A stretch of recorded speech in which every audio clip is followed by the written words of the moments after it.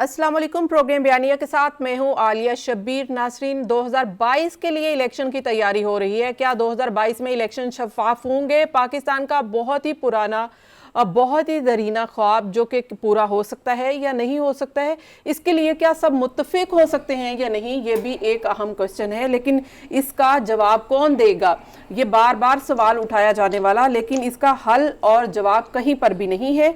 और दूसरी तरफ ऑपोजिशन जो है वो क्या स्ट्रेटजी बना रही है। ऑपोजिशन कौमी हुकूमत चाहती है, मफाहमत चाहती है, लॉन्ग मार्च चाहती है, और ये पीडीएम का एक फैसला हो सकता है। लेकिन दूसरी तरफ अपोजिशन पाकिस्तान पीपल्स पार्टी, क्या वो तहरीक अदम एतमाद चाहती है?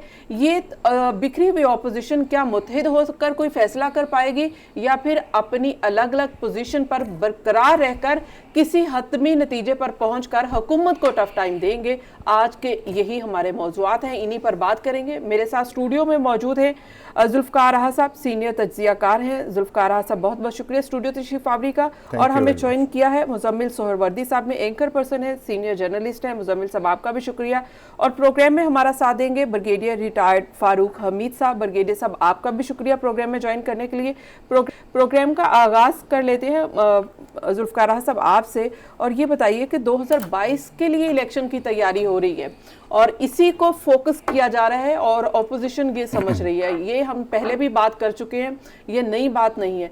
लेकिन सवाल यहाँ पर ये पैदा होता है कि अगर 2022 में इलेक्शन होते हैं या फिर 2023 में भी हो जाए, लेकिन आइंदा इंतखाबात शफाफ होंगे या नहीं, इसकी कोई गारंटी नहीं है, कोई बातचीत के लिए तैयार नहीं है।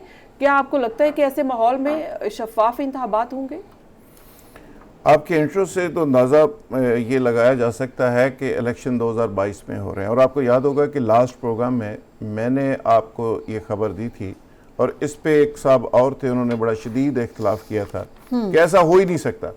और मैंने ये कहा था कि जो फजलुर रहमान साहब का धरना था इस्लामाबाद वाला, उस वक्त जिसमें चौधरी परवेज़ इलाही साहब मीडिएशन करवा रहे थे, उसमें कुछ चीज़ें तय हुई थी और उसमें एक पॉइंट ये भी था कि इलेक्शन अर्ली होंगे, एक साल पहले होंगे, और अपोजिशन उस पर मुत्तफिक हुई थी। और जिसके नतीजे में और भी 2-3 पॉइंट्स थे, लेकिन उसमें एक पॉइंट ये भी था जिसकी वजह से धरना सारा मुलतवी हुआ और फजलुर रहमान साहब और बाकी लोग उसी इलेक्शन ईयर का इंतज़ार कर रहे हैं। गवर्नमेंट भी किसी हद तक इस पर एग्री है और गवर्नमेंट उसकी तैयारी भी कर रही है। और अपोजिशन आज जो एक्टिविटी स्टार्ट कर चुकी है, जो पीडीएम की शक्ल में, एक पहला फेज आपने देखा जिसमें एक बड़ा मोमेंटम था, जिसके मोमेंटम के नतीजे में नवाज शरीफ साहब मुल्क से बाहर चले गए। और मैं पहले भी ये कह चुका हूँ कि जरदारी साहब दूसरे मोमेंटम के नतीजे में एक पैकेज डील करके साइड पे हो गया। अब तीसरा फेज पीडीएम का चल रहा है ना। पहले दोनों फेजेस के अंदर कोई बड़ा प्रोग्राम पीडीएम के पास मौजूद था ना अब मौजूद है। मुझे ये बताइए कि प्रोग्राम को तो हम बाद में डिस्कस करते हैं, पहले ये बताइए कि ये जो जिस इलेक्शन को 2022 के हो जाए, अगर ऑपोजिशन फोकस कर रही है या हुकूमत 2023 के लिए प्लान कर रही है, तो इन सब के लिए क्या शफाफ इंतखाबात बनाने के लिए कोई मुत्तफिक भी है और क्या वो इलेक्शन शफाफ होंगे? देखिए, पहली बात तो ये है कि ये प्रपोजिशन चल रही है 22 की, ये फाइनल होती है नहीं होती, इस पे बात आगे बढ़ती है या नहीं बढ़ती, अभी यकीन से नहीं कहा जा सकता, लेकिन ये कमिटमेंट की बात ज़रूर है। अब देखना यह है कि इलेक्शन शफाफ होंगे या नहीं होंगे, ये कबल अज़ वक्त बात है। लेकिन हर इलेक्शन से पहले इस तरह की एक्सरसाइज होती है, हुकूमत के लोग भी, अपोजिशन के लोग भी बैठते हैं और तमाम के तमाम लोग इस बात पे बहस करते हैं कि इलेक्शन शफाफ होने चाहिए। लेकिन हर इलेक्शन में आपने देखा कि अपोजिशन भी, दांधली को कोई रोक, हारने वाला भी रो रहा होता है, जीतने वाला भी चीख रहा होता है। और ये बाद इलेक्शन है पाकिस्तान के जिसमें तमाम पार्टीज भैया को एहतजाज कर रही होती है। मुज़म्मिल सोहरवर्दी साहब, आप क्या समझते हैं कि 2022 की इलेक्शन हो जाए और अगर 2023 की इलेक्शन हो जाए, सवाल यह है कि क्या वह शफाफ होंगे? क्या उनमें धांधली जो है उसको रोक पाएंगे? नहीं, मैं तो नहीं समझता शफाफ होंगे। ये कोई कबल अज़ वक्त वाली बात ही नहीं है।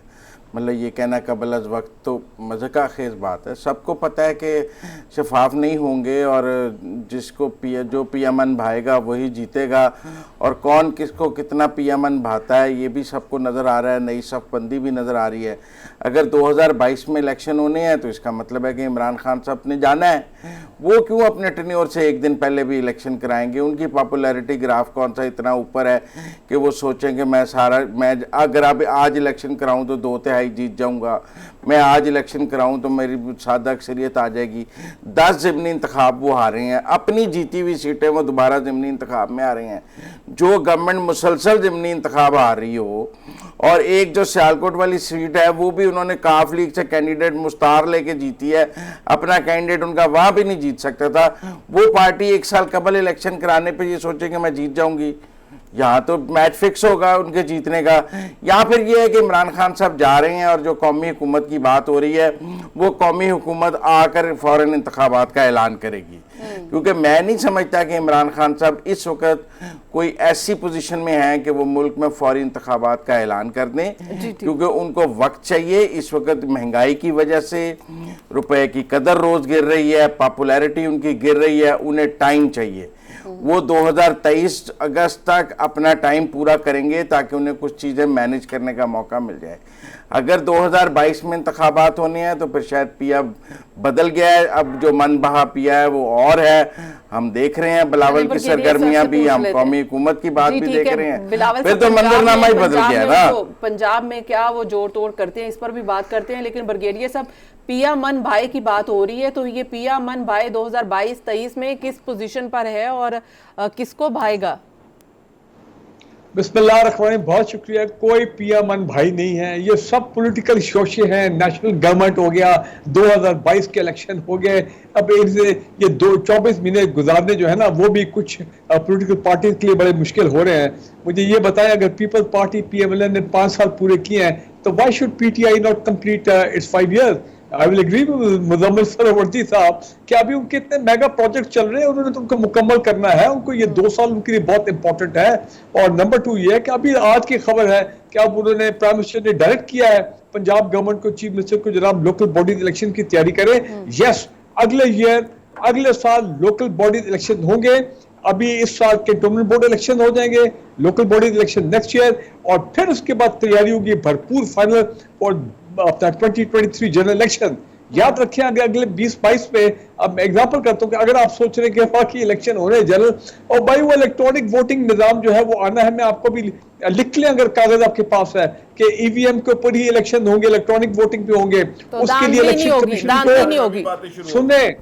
सुने इलेक्शन कमीशन को टाइम चाहिए, बल्क प्रोक्योरमेंट होनी है, उन इलेक्ट्रॉनिक वोटिंग मशीन की इंडक्शन होनी है, उनकी प्रूफिंग होनी है, कुछ ट्रायल होने हैं। तो ये 5-6-8 महीने में इतना जल्दबाजी में काम नहीं हो सकता। हाँ, 24 महीने पूरे हों, फिर बड़े आराम से तैयारी होगी और तमाम पॉलिटिकल पार्टी रहेंगी। ये मोहतरम अपना जुल्फिकार राहत साहब ने कहा कि चौधरी परवेज इलाही वाली वो जो डील हुई है, जो भी उन्होंने किया, और भाई फजलुर रहमान साहब, उनकी क्या अहमियत है? वो तो उनके पार्लियामेंट में रोल ही कोई नहीं है, 5-6 सीटें हैं। फजलुर रहमान साहब इतने अहम हो गए कि जनाब एक उनका धरना जो खत्म हो गया वो चले गए 2-3 साल पहले इस्लामाबाद में, तो उनके कहने पे इलेक्शन 1 साल पहले हो।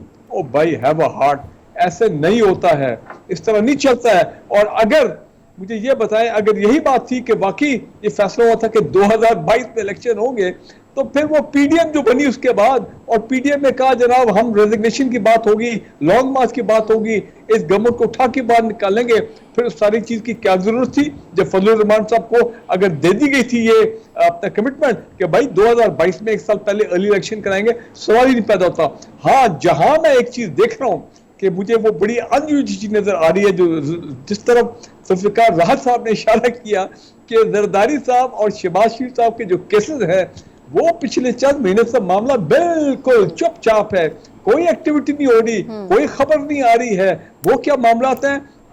मुजम्मिल साहब इस्लामाबाद में बैठे मेरे ख्याल है, और जुल्फिकार साहब शायद दे बोथ वेल इन्फॉर्म्ड, हमारे सीनियर मोहतरम जर्नलिस्ट हैं, इनको शहबाज शरीफ साहब के केसेस क्यों नहीं हो रहा अभी। मैं बताता हूं आपको, मैं बताता हूं आपको, 6 माह पहले जज साहब की ट्रांसफर हुई थी हुकूमत पाकिस्तान की, वजारत कानून ने गुज़श्ता 6 माह से वहां पर कोई नया जज तैनात नहीं किया है, नहीं किया। इमरान खान साहब ने वो जज तैनात करना है वफाकी वजारत कानून ने नाम लेकर इमरान खान साहब तो एनआरओ नहीं देते ना, इमरान खान साहब तो एनआरओ के खिलाफ और जो स्पीकर रोज चलते थे टीवी पे वो भी सस्पेंड हुए आजकल, और वो भी किसी अदालत की वजह से हुए में।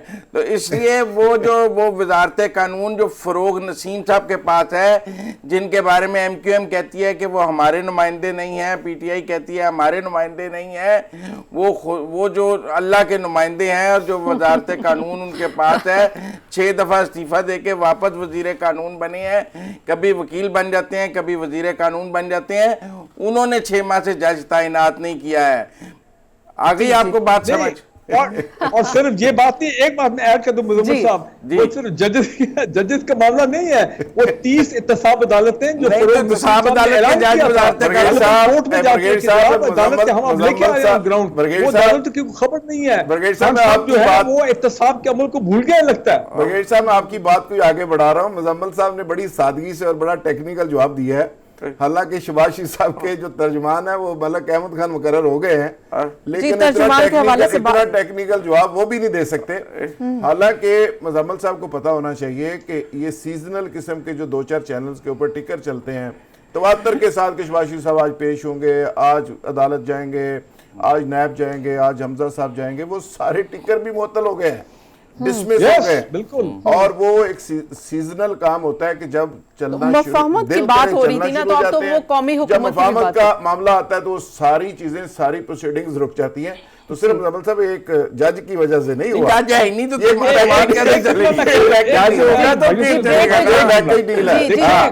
तो अब हाल ये है कि बहुत जरूरी है साहब, वो जो हुकूमत कहती है ना कि मैं एनआरओ नहीं दूंगी, एनआरओ नहीं दूंगी, एक एनआरओ लेकर नवाज शरीफ लंदन बैठा है, दूसरा एनआरओ लेके जहांगीर तरीन घर बैठा है, तीसरे एनआरओ के तौर पे शहबाज शरीफ साहब का जज पोस्ट आउट हो गया था, और जरदारी साहब के मुकदमा शिकार है। हमें भी एनआरओ चाहिए। ब्रेक के बाद वापस आते, कीप वॉचिंग।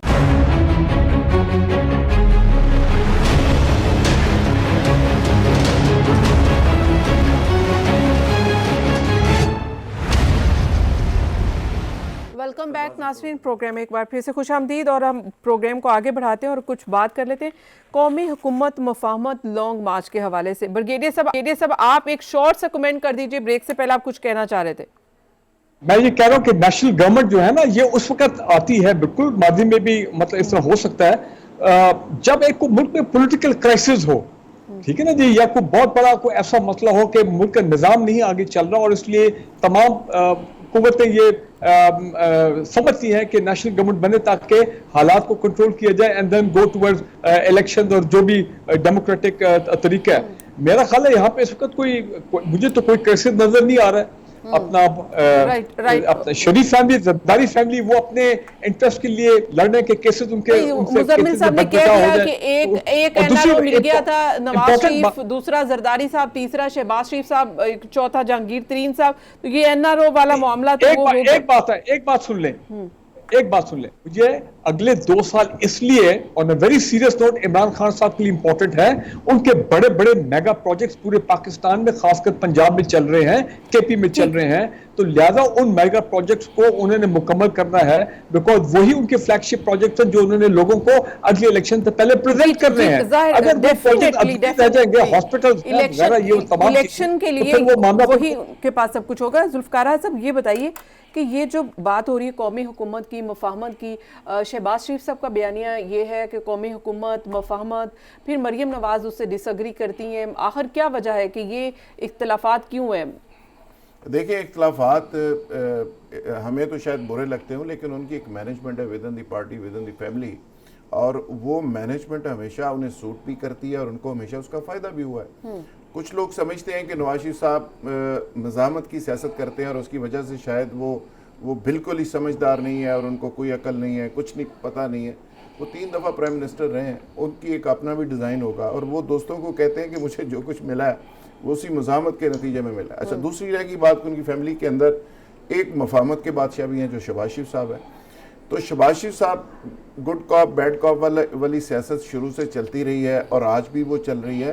लेकिन मैं बड़ा एक सिंपल सा सवाल आप दोस्तों से करना चाहता हूँ कि आखिर मरियम साहबा का ट्विटर से जो आग निकल रही होती थी वो भी बिल्कुल ठंडा है, नवाज शरीफ साहब भी पासपोर्ट मनसूख होने के बाद बिल्कुल खामोश हैं, शहबाज शरीफ साहब भी मुफाहमत की बातें कर रहे हैं, मलक अहमद खान साहब भी उनके तर्जुमान मुकर्रर हो गए हैं, पता नहीं मुजम्मल के कहने पे या किसी और के कहने पे। तो अभी मज़ाहमत की साबंदी सारी नज़र आ रही है। अच्छा, किसकी? मज़ाहमत की नहीं, मुफाहमत की, सॉरी, मुफाहमत की साबंदी नजर आ रही है और मुफाहमत ही प्रिवेल करती नजर आ रही है। मरियम साहिबा तो कह रही है ये हुकूमत जाए तो फिर बात की जा सकती है। देखिए मरियम साहिबा ये बात जरूर करती हैं, लेकिन वो चचा जी को स्पेस दे देती हैं, पीछे हट जाती हैं। तो वो एक उन्होंने मैनेजमेंट की हुई है कि कब चचा जी ने आगे आना है, कब नवाज शरीफ साहब ने जी ठीक है गुस्से से बातें करनी है, अच्छा, कब उन्होंने ये तो खामोश पहले रहना है। क्लियर कर लें, ये पहले क्लियर कर लें। तर्जुमान वाली बात है, मुजम्मिल साहब सही बता देंगे। आपने कहा है कि मुजम्मिल साहब के शायद कहने पे की है, ये मरियम मेरे औरंगजेब क्या कहने पे की है? मरियम मुझे औरंगजेब पता, मैंने तो खुद ट्वीट देखा तो मैं हैरान हो गया। मरियम औरंगजेब तर्जुमान थी PMLN की, और ये शहबाज नहीं, आप देखें मरियम औरंगजेब के तर्जुमान होते हुए मरियम नवाज ने अपना तर्जुमान मोहम्मद जुबैर साहब को मुकर्रर किया था ना। जी। तो इसका मतलब पार्टी में रिवायत मौजूद है, अगर नायब सदर या कायद अपना तर्जुमान मुकर्रर कर सकते हैं तो पार्टी प्रेसिडेंट भी अपना तर्जुमान मुकर्रर कर सकते हैं। इख्तिलाफात की बुनियाद पर नहीं, आपको अगर देखें तर्जुमान यहाँ तो होता कि इससे पहले किसी ने कोई तर्जुमान मुकर्रर नहीं किया तो आप कहते हैं ये तो बड़ा गलत हो गया, इसकी रिवायत मलक अहमद का भाई द वे प्रेजेंट सही करते हैं पार्टी को, इसके में कोई शक नहीं। नहीं, पर आप मेरी बात समझे, पार्टी में देखें, पार्टी में तर्जुमान मुकर्रर करने की रिवायत मौजूद है और उस औरंगजेब से इख्तिलाफ था जिसकी नहीं, कोई इख्तिलाफ नहीं था मरियम औरंगजेब से। क्या मरियम औरंगजेब से इख्तिलाफ था तो मोहम्मद जुबैर को तर्जुमान मुकर्रर किया था मरियम नवाज ने? आप मुझे बताएं, सदर है उसका इस्तेकाक इतना तो है नहीं। अगर आप कहती हैं कि मलिक अहमद खान को इसलिए मुकर्रर किया गया कि मरियम औरंगजेब से इख्तिलाफ था, तो क्या मोहम्मद जुबैर को भी इसलिए मुकर्रर किया गया था कि मरियम औरंगजेब से इख्तिलाफ था? नहीं, वो उनकी पार्टी में ये रवायत है कि ऊपर अपना तर्जुमान मुकर्रर कर सकते हैं तो उन्होंने किया है। राइट। ब्रिगेडियर साहब, आप भी मुत्तफिक हैं? देखिए, मलिक अहमद खान साहब को कितने सालों से मैं देख रहा हूँ, एक नहायती उनकी वो एक मॉडरेट अप्रोच वाले आदमी, मॉडरेटली वो बात करते हैं और उनकी गुफ्तगू में वो स्टिंग और वो उस किस्म का वो वेनम जो है वो नहीं होता। वो बहुत ही, मैं समझता हूँ, बड़े सोबर और बहुत ही अपना बैलेंस किस्म के उनके व्यूज हैं। गुड चॉइस है ना, आप कहेंगे इट्स अ गुड चॉइस। मामला है कि उन्होंने अगर उनको अपॉइंट किया एज दी स्पोक्स पर्सन, मुझे उसमें कोई इतनी खास बात नहीं आती। ठीक है, और स्पोक्स पर्सन भी चेंज होने चाहिए। आप देखिए इमरान खान के कितने स्पोक्स पर्सन हैं, रेगुलरली चेंज होते रहते हैं, कभी कोई आते हैं, कभी कोई आते हैं। और आप देखें जब इमरान खान साहब चेयरमैन थे तो पार्टी का सेक्रेटरी इंफॉर्मेशन कोई और होता था, उनका तर्जुमान कोई और होता था। ये चलता है, ये इख्तिलाफात की बुनियाद पर। और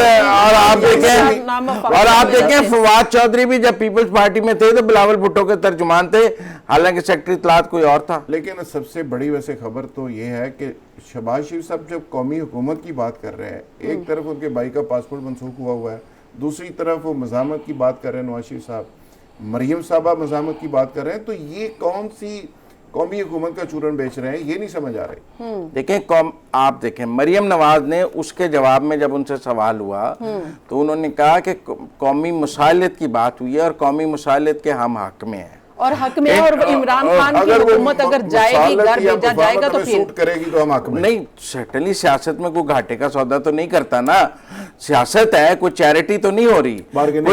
अपने आप मेरी बात सुनिए, अगर अदम देखें, अगर अदम एतमाद होगी, अगर आज अदम एतमाद होती है तो उसके नतीजे में तहरीक इंसाफ की हुकूमत खत्म होगी, और अगर वो खत्म होगी तो बाकी सारी पार्टियां मिलकर ही एतमाद करेंगी ना, तो फिर वो सारी हुकूमत में आएंगी। जब वो सारी हुकूमत में आएंगी, पीटीआई के अलाइज भी और अपोजिशन भी, तो वो एक कौमी हुकूमत होगी। अभी तो बिलावल साहब ही काबू नहीं आ रहे, पीडीएम सारी मिल के कर रही है। वो कहते हैं कौन से इस्तीफे भी देने थे, कौन सी मुफाहमत। देखें बिलावल साहब कहते हैं करते हैं इनकी सारी की एक राय पे पानी फेर देते हैं। नहीं, बिलावल साहब अदम एतमाद की बात करते हैं ना, तो उनसे अदम एतमाद की असेंबली के अंदर बात हो रही है, जब वो आएगी आप देख लेंगे। लेकिन वो भी पंजाब में, और क्योंकि अगर 2022 में इलेक्शन होने हैं तो अदम एतमाद तो आनी है। अगर 2022 में इलेक्शन नहीं होने, जो खबर आपने ब्रेक की, जिसका आप क्रेडिट लेते हैं कि वो खबर मैंने ब्रेक की है, तो खबर की बात जो आप क्रेडिट लेते हैं तो फिर हमारे प्रॉब्लम ये हो रहा है कि हम अपनी ख्वाहिश के मुताबिक खबर को तराशते हैं। नहीं, आपने खबर दी ना कि 2022 नहीं, आपने इंफॉर्मेशन दी 2022 में इलेक्शन हो रहे हैं, तो इमरान खान तो नहीं करा रहा ना, फिर इमरान खान जाएगा और कोई और ही कराएगा, वो कौमी हुकूमत। हाँ जी, लेकिन ब्रिगेडियर साहब नहीं ना मानते, मुसीबत ही है। दोनों मेरे भाई एक चीज भूल रहे हैं। भाई कोर इश्यू ये है, आप ये क्यों कहते हैं कि मैं अभी भी सामने टिकट देख रहा हूं चल रहा है कि नून लीग मुजाहमत की सियासत या मुफाहमत की। भाई नून लीग मत बोले, आप शरीफ फैमिली बोलें। शरीफ फैमिली के अंदर ये सारा मामला बाय डिजाइन हो रहा है। शहबाज शरीफ साहब moderate, Nawaz Sharif marine Nawaz hardliner, ठीक है, कंफ्रंटेशन है। और मकसद क्या है? शहबाज शरीफ भी मुल्क से अभी भी बाहर जाना चाहते हैं इंडेफिनेटली बिफोर द इलेक्शन, और मरवी नवाज भी अभी भी उनके ज़हन में है कि किसी तरह वो पाकिस्तान छोड़ के चले जाएं कुछ अरसे के लिए, क्योंकि यहाँ पे अभी उनको 1.5-2 साल उनको कुछ नहीं मिलना। बाई इलेक्शन का एक दौर था, वो खत्म हो गया। अब जब इलेक्शन की गर्मा गर्मी शुरू होगी अगले साल के एंड में, जब सही मानों में 2023 के इलेक्शन की तैयारी होगी, फिर हो सकता है कि घूम घाम के ये लोग वापस आ जाए या 2023 के शुरू में। तो लिहाजा अभी ये सब चीज जो चल रही है, किसी तरह इनको कोई ऐसी एग्रीमेंट हो जाए, कोई ऐसा कोई नहीं, लेकिन ये भी तो कह रहे हैं एक फॉर्मूला जो बिलावल भुट्टो साहब या पाकिस्तान पीपल्स पार्टी का है, वो तहरीके अदम एतमाद का है, और वो पहले पंजाब में चाहते हैं, फिर वो वफाक में चाहते हैं। इस पे बातचीत हो रही है, पीपल्स पार्टी एग्री करने की कोशिश कर रही है। तो आपको क्या लगता है कि बाकी तमाम ऑपोजिशन इस पर एग्री हो सकते हैं? मुजम्मिल साहब कहते हैं कि अगर 2022 में इलेक्शन होने तो फिर तो तहरीके अदम एतमाद आएगी भी और कामयाब भी होगी। जी ब्रिगेडियर साहब। और देखिए बात ये, जब पीडीएम का इनिशियली जब मामला चला था पिछले साल, तो ये सारा इशू यही था रेजिग्नेशन का कि या फिर नो कॉन्फिडेंस मूव।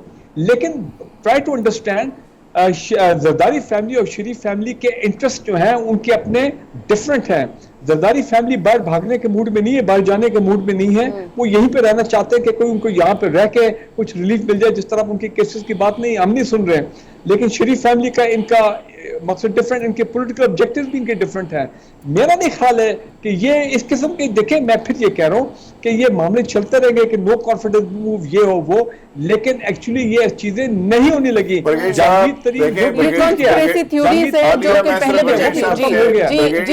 जो बात आप कर रहे हैं ना कि अभी इमरान खान साहब के बड़े मेगा प्रोजेक्ट्स आने हैं, कंप्लीट होने हैं, फिर उन्होंने अगला किंग बनना है, फिर कामयाब कैंपेन चलानी है, ये सारी ख्वाहिशें तो हो सकती हैं।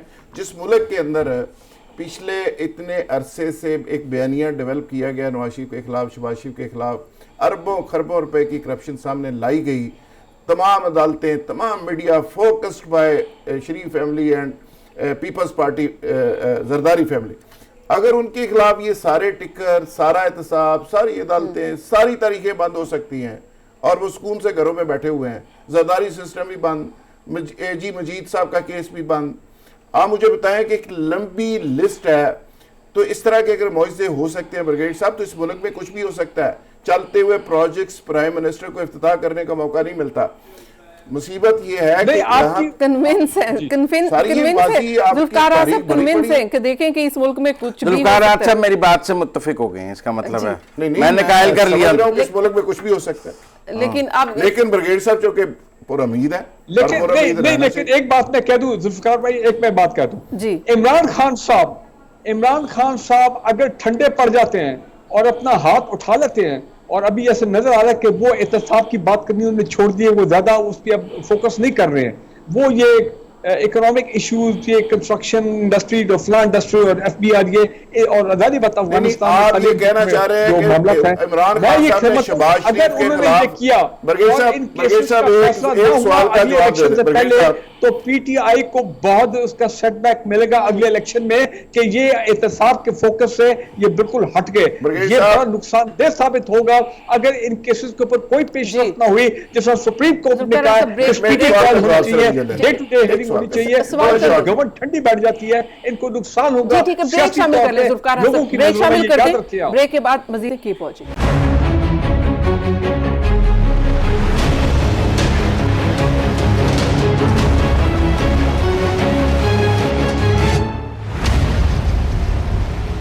वेलकम बैक नाज़रीन। हम बात कर रहे थे कि इस वक्त क्या सिचुएशन है, क्या सिनेरियो, पॉलिटिकल क्या सिनेरियो, ऑपोजिशन कहाँ पर स्टैंड करती है और फिर हुकूमत जो है वो किस तरह से एक्शन में आती है। लेकिन बात ये हो रही है कि एहतसाब की, और अगर एहतसाब रुक जाता है तो उसके असरात क्या होंगे। जुल्फकार साहब, आप कमेंट करना चाह रहे हैं। मैं ब्रिगेड साहब से सिर्फ एक सवाल पूछना चाह रहा हूँ। ब्रिगेड साहब, जो इमरान खान का नंबर 1 नैरेटिव था करप्शन के खिलाफ, करप्शन करप्शन करप्शन, वो पूरी तस्बीह एक पढ़ते रहे पिछले 22 सालों में। आज हमजा शहबाज के खिलाफ, शहबाज शरीफ के खिलाफ, जरदारी साहब के खिलाफ, सबके खिलाफ अगर केस रुके हैं, मुझे सिर्फ एक लफ्ज का सिर्फ जवाब दे दें, ये किसके कहने पे रुके हैं? रुकवाए किसके? देखें, ये किसी को मालूम नहीं है। अगर मालूम है तो प्राइम मिनिस्टर ऑफिस को मालूम है। देखे ना, अगर प्राइम मिनिस्टर ऑफिस उनको मालूम है कि ये जजेस क्यों नहीं अपॉइंट हो रहे एहतसाब अदालत में, ये 23 एहतसाब अदालत से क्यों नहीं ऑन ग्राउंड आ रही हैं, क्योंकि ये सारा फोकस जो है प्राइम मिनिस्टर ऑफिस का है। और क्यों इमरान खान साहब ने एहतसाब की बात करनी छोड़ दी है? So it is only the Prime Minister of Pakistan. इसका मतलब इमरान खान क्या बेबस है? हमारे जो और अगर आजकल तो इमरान खान ये ट्वीट कर रहे हैं कि तरबेला में पानी भर गया है, और अगर उन्होंने तो यही फिक्र है साहब का अमल खुद रोका है तो फिर वो अपने एक बहुत बड़ा यू टर्न है तारीख का सबसे बड़ा। और अगर खुद नहीं रोका इस वक्त गवर्नेंस तो फिर जिसने भी रोका है उसमें वो बेबस है। तवज्जो करना चाह रहे हैं ना, वो चाह रहे हैं कि गवर्नेंस के ऊपर तवज्जो की जाए। नेक्स्ट इलेक्शन में जाना है अवाम, ये तो नहीं, वो तो तरबेला में पानी भर जाने पर ट्वीट कर तब हो सकती है जब ये सारे चीज में। तो फिर मैंने जिस वक्त पहले कहा था, ब्रेक से पहले, अगले इलेक्शन से पहले उनको बड़ा सख्त पॉलिटिकल नुकसान होगा लोगों की नजरों में कि जनाब ये इन्होंने इतना बड़ा यू टर्न लिया एहतसाब के ऊपर, 1 रुपया रिकवर नहीं हुआ शरीफ फैमिली और जरदारी फैमिली से, तो ये सारा उनका बना बनाया जो कासल है ना वो टूट के गिर जाएगा। आपके ख्याल में इमरान खान साहब ने हाथ हौला किया है? प्राइम मिनिस्टर ऑफ पाकिस्तान जनाब, he is the chief executive ना, ही इज रिस्पांसिबल। जजेस लगाना मेरा आपका काम तो नहीं है ना। आगे एहतसाब अदालतें कायम करना 30 मेरा, उन्होंने जबकि ऐलान किया था 6 महीने पहले कि हम ये करने लगे हैं, सिर्फ जजेस की तैनाती है। सर, इसमें एक जज नहीं है, एक केस नहीं है, दर्जनों केस है, दर्जनों जज हैं, हाई कोर्ट है, सुप्रीम कोर्ट है, लोअर कोर्ट्स हैं, FIA है, सारे इदारों में काम ठप है। एहतसाब छुट्टी पे आजकल, एहतसाब का मामला उन्होंने और अगले महीने चेयरमैन नैब की मुद्दत भी खत्म हो रही है, और अगर 6 माह चेयरमैन ना लग सके तो फिर मजीद छुट्टी है। मुजम्मल साहब, ये हम लोग ठीक है सादे लोग हैं, लेकिन इतने भी सादे नहीं है कि पूरे एहतसाब का अमली छुट्टी पे चला गया और अगले महीने से मजीद चले जाना है। FIA के वो सारे हजरात जो बड़ी बड़ी बातें कर रहे थे, छापे मार रहे थे, आज वाजिद जियाद साहब किधर है? जरा मुझे बताएंगे वाजिद जियाद साहब किधर है? नैब बिल्कुल सुकून में है। लाहौर में तो आपको पता है हर रोज पेशी आती थी। मरियम साहबा ने एक दफा बस पथराव का एक सीन किया, उसके बाद किसी ने तलब ही नहीं किया। तलब जी राइट। देखिए ये फैक्टर तो है ना जी। ये जितने अभी तक कमीशन आए हैं, आटा commission, sugar commission, IPP commission, फलां कमीशन, एक बंदा अरेस्ट नहीं हुआ।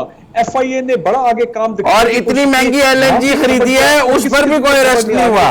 तो क्यों पाकिस्तान में ये भी था कि बड़ी सीरियस कंसर्न वाली बात है कि एहतसाब का जो है नैब ने तो काम कर दिया, नैब ने तो केसेस कोर्ट में कर दी है। अब वहां पे अगर वो सुनने वाला कोई नहीं है, केस चलाने वाला कोई नहीं है, तो नैब अकेली क्या कर सकती है? जी ठीक है, नैब क्या कर सकती है, इदारे क्या कर सकते हैं? इमरान खान साहब खामोश हो गए हैं। मैं इसकी खामोशी की वजह आप खुद समझ जाइए।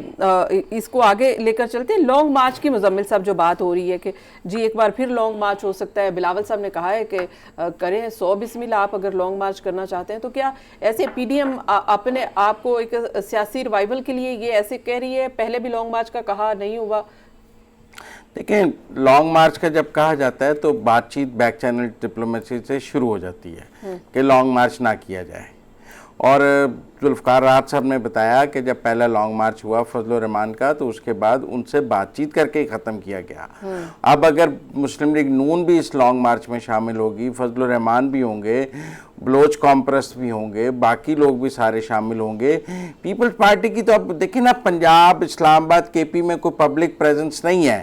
वो कोई 10,000 बंदा भी नहीं ला सकते हैं। उनकी प्रेजेंस सिंध की हद तक महदूद है। KP में फजलुर रहमान साहब हैं, पंजाब में नून लीग है। अगर लॉन्ग मार्च करना है तो इन्हीं इन्हीं दोनों जमातों ने मिलकर करना है। मेरा ज़ाती तौर पर ख्याल है कि बातचीत शुरू ना हुई तो लॉन्ग मार्च होगा, बातचीत शुरू हो गई तो लॉन्ग मार्च नहीं होगा। जुल्फ़िकार अख्तर साहब, आप क्या समझते हैं, लॉन्ग मार्च क्या वाकई होगा? क्योंकि लोगों को तो यकीन नहीं आ रहा, क्योंकि कई बार अनाउंस हुआ उसके बाद नहीं हो सका। देखें, जब पहला लॉन्ग मार्च हुआ था, मैंने पहले भी अभी गुफ्तगू में कहा कि उसका एक मोमेंटम बना, उसको नवाज शरीफ साहब ने पहले कैश करवाया, फिर जरदारी साहब ने कैश करवाया, पैकेज डील दोनों ने उठाई, फजल रहमान साहब के हिस्से में बिल्कुल कुछ नहीं आया। यही बात मुजम्मिल साहब कह रहे हैं अभी।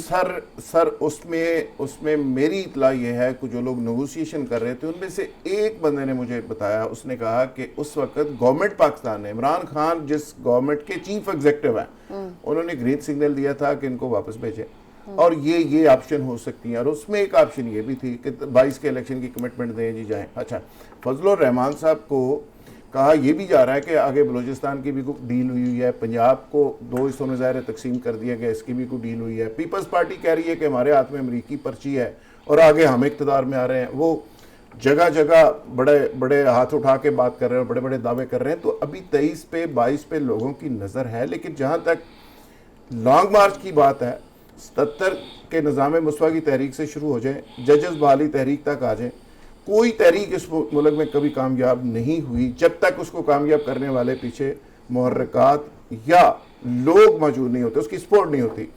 इस तहरीक को आप कहें ना, मैच नहीं जीता जा सकता जब तक अंपायर साथ ना हो। पीडीएम की तहरीक को अभी तक वहां से सपोर्ट नहीं मिल रही, नंबर वन। उससे फायदा उठाया जा सकता है। नहीं, प्रेशर तो दिया जा सकता है, लेकिन सवाल यह है इनके पास कौन सा ऐसा प्रोग्राम है जो पब्लिक को ये देंगे और पब्लिक का ठाठे मारता हुआ समुद्र सड़कों के ऊपर निकलेगा और लाखों लोग सड़कों पे निकलेंगे और हुकूमत को टफ टाइम देंगे और हुकूमत को घुटने टेकने पे मजबूर कर देंगे। अपोजिशन के पास कोई चूरन बेचने के लिए बाय द वे पब्लिकली नहीं है। महंगाई की वो बात करते हैं, वोट को इज्जतों की बात करते हैं, दोनों पे वो कंप्रोमाइज कर चुके हैं। महंगाई के हवाले से कोई बड़ा प्रोग्राम अवाम को नहीं दे सके, अवाम को मोबिलाइज नहीं कर सके, आम लोगों को सड़कों पर नहीं ला सके।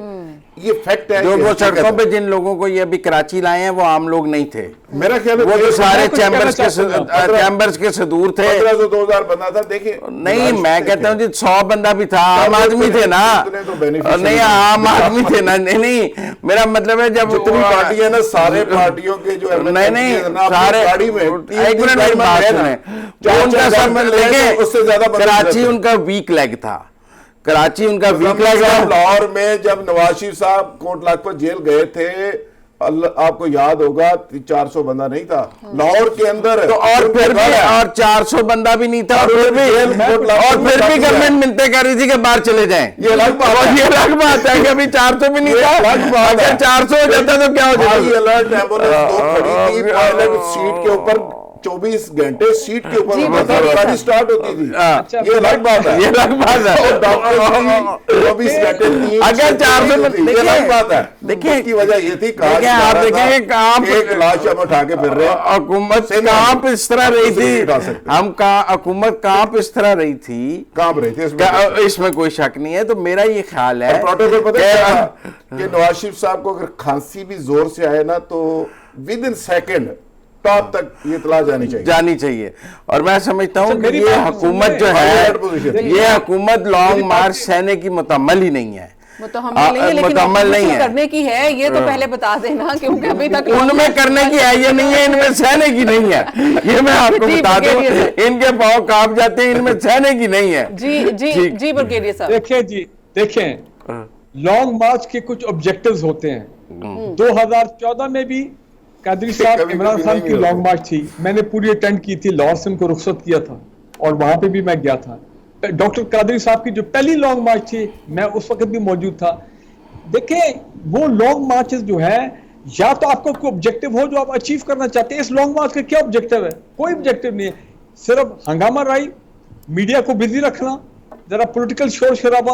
और वैसे भी आजकल कोविड का दौर है, वो बेवकूफी होगा कि जो लॉन्ग मार्च करेगा रैलीज निकालेगा, आगे मुल्क में देखें क्या वबा की हालत है। वो कहते हैं सेंटर पे देखिए जलसा कर सकते हैं मास्क